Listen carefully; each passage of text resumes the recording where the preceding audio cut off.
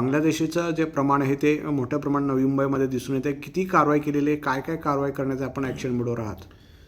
आपल्याकडे नवी मुंबई पोलीस आयुक्तालय परिसरामध्ये साधारणतः 21 डिसेंबरपासून महिन्याभरामध्ये आपल्याकडे साधारणतः 1000 इल्लीगल राहणारे असे संशयित बांगलादेशींना आपण व्हेरीफाय केलेलं आहे.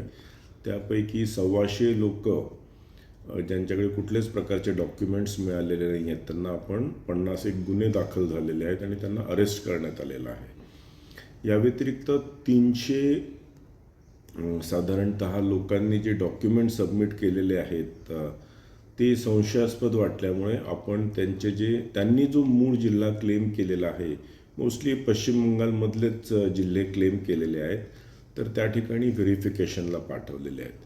त्यांचे व्हेरिफिकेशन रिपोर्ट्स जर नेगेटिव्ह आलेत तर त्यांच्यावरही गुन्हा दाखल करून त्यांनाही अरेस्ट करणार आहोत. आता ज्या झोपडपट्टी भागामध्ये मोठ्या प्रमाणात आढळून यांच्यावर कारवाई काय, म्हणजे काय छापे वगैरे टाकण्याचं काम सुरू आहे?